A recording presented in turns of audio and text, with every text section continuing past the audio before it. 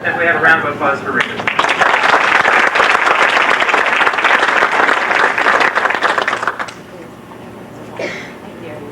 Well, I'm going to stand here because I've got stuff I've got to stack on here. Usually I'd rather be out there. I'm sorry, I promised to be loud. Usually I would rather be out here talking with you than feeling like I'm standing here talking to you. I have to say, first of all, I'm just delighted to see all of you here. I'm going to go home with permanent jaw pain, I think, because I've done nothing but laugh and smile since I got here. It has just been great. The first thing I want to say in terms of how I got started, I've got to give credit to my husband, Bob. I think you've all met him. Bob really got me started in antiques, and he's been my moral support, economic support, everything else through all of this. Can you hear me now, okay? Okay, yeah, we're all going to watch Dottie. She didn't want anyone to know, but Dottie had a crab and a house bourbon for lunch. So we're going to keep an eye on it. Yes, I saw it under the table. As long ago, probably as 6 or 7 years ago, Loretta Goad and I talked about having a convention like this, but at the time we really didn't think there was enough interest. We didn't think we could get that many people together in one place, and you certainly all proved us wrong, and maybe the time now was better. Anyway, it's just perfect, and I really want to add my thanks to Mary Battaglia. Okay, I'm not going to be able to say that. To Mary, for mentioning it again and following through with it, and it's just wonderful. And one other person that I'd like to recognize here, when I started out in 1980, originally there were just a handful of people. I think by the end of 1980 we had about 20 people. And Dolores Ramsey, Loretta Goad is still a member, and she was one of those original few that began. But the only one of the original few that is here is Dolores Ramsey, and I can't find her. Oh, there you are. Thanks, Dolores. Okay. We had a real fun lunch talking with the family and hearing lots of stories, and I think that if you haven't noticed, they really have a great sense of humor. And I think that as you hear the stories of their father and read the stories in the book, you know that a lot of this came from them. And I can't help but feel that this influence was felt by the collectors, by the Fox collectors, before we had a book or knew the family or anything. The people that were out there collecting. I mean, we're a family. We're all the Fox family, and that influence is certainly felt. Okay. Other than Bob got me started in antiques. I'd never been in an antique store in my life until I married him. He came over to my house one day. He'd just been to an auction, and he bought a little carnival glass candy dish. And that's what I bought. Oh, I thought it was really pretty, and I had a perfect spot for it, and it went there. Well, turns out he hadn't intended for me to keep it. He was just wanting to show it to me, but he ended up having to marry me to get it back.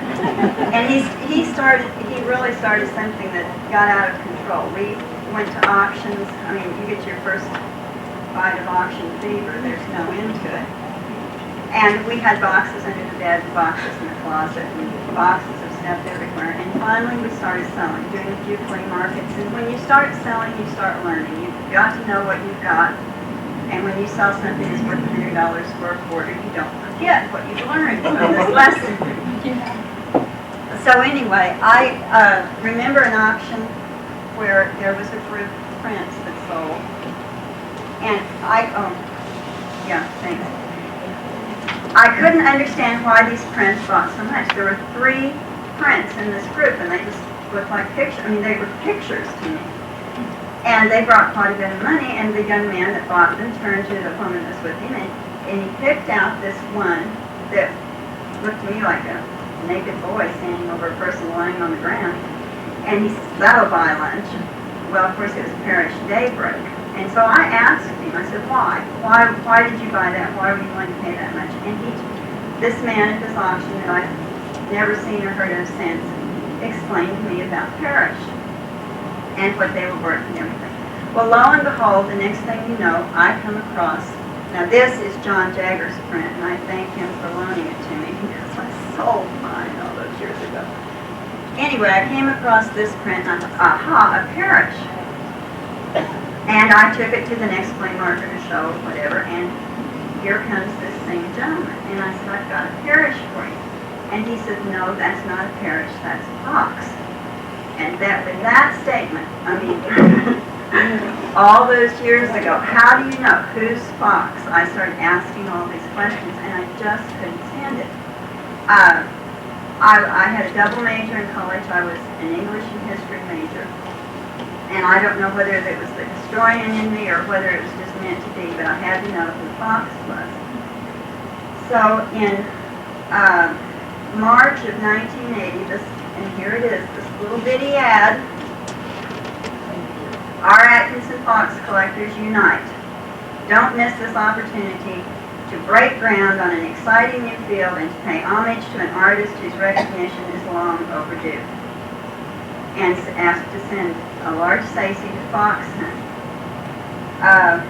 Then the very first thing that went out that claimed to be a newsletter, I used to have to go out to the high school and type it on a ditto thing so that they'd run the copies on their mimeograph machine for me.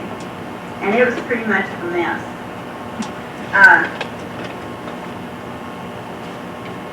We wrote back and forth several times, and then finally all of us, people would send me pictures.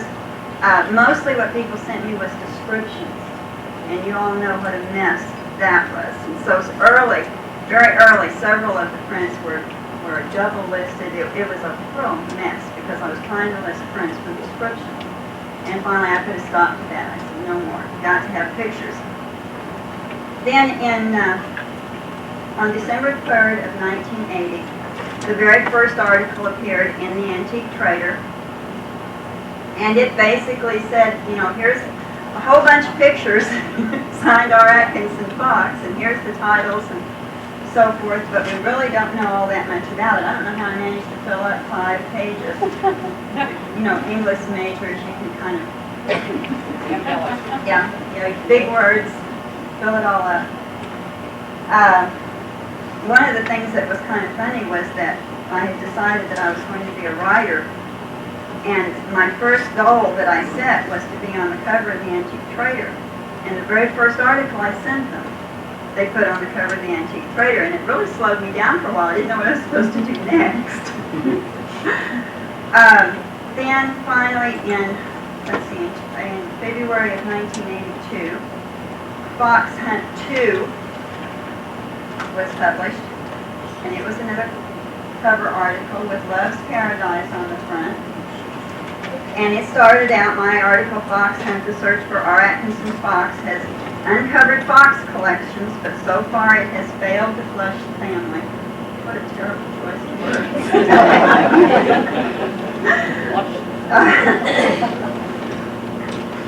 Okay, so then there was a third article published, and then, these together here.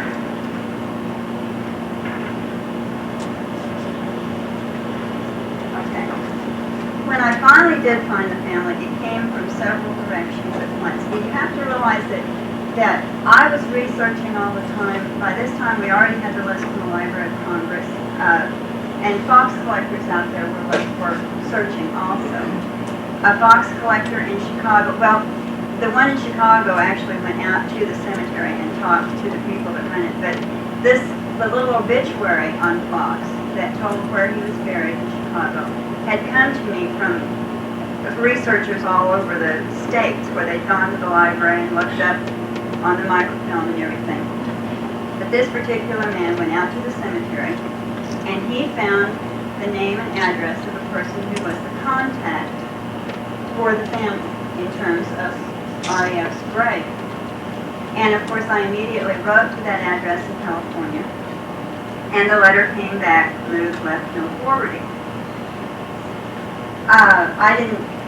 That didn't even faze me. I immediately wrote to the city clerk in the same town and asked if they had a listing, because the city clerk has all those records. and she sent me back another address for Charles A. Fox. It had to be Charles Atkinson Fox. And to this day, I don't really know why. Well, I do too know. I wrote a letter rather than trying to get him on the phone, because by this time, I had been at this for more than 3 years, and I wanted to prolong the agony a little bit. If it was not going to be the right person, if I wasn't going to find him, I didn't want to know about it right away. So I sent a letter anyway. And that weekend we went camping. The following Monday the phone rang, and it was Charles Atkinson Fox, who is Charles and Ethel's son in California. And he said, "Is this Rita Mortenson?" And I said, "Yes." And he said, "Congratulations, Rita, you picked gold." At the time, I had birds all over the house. There was a beautiful white canary in a brass cage that sat on the dishwasher over by the window, and the sun was shining in and blending off that bird cage. We had a parrot and two lovebirds, a whole cage of finches, and those birds were very tied to my emotions. And when I got excited, they all went berserk. I could barely hear what he was saying. At the same time, well, you know how exciting this had to be. At the same time, this letter is written on September 8th, and it is from Dorothy Grinstead. And she mentions the Antique Trader article, and she says, "I am a dealer. At a show this past weekend, I took one of my duplicates of a deal in a fox collector. A lady was looking at it because she liked country scenes. It was a cottage with mules and a driver on a country lane, so forth. I told her it was a fox, and she looked at it. No signature was visible. And she said, 'Not our Atkinson Fox.' This led to much excitement and conversation, and even a couple of long-distance phone calls. And of course, the lady turned out to be Lucy. Yes, and Lucy wants me to correct in the article that talks about finding the family. Somehow I have the information that she was a bridesmaid at that wedding 50 years ago. And how long ago was it? I was there after the death. Okay, so Okay, so it was not that long ago.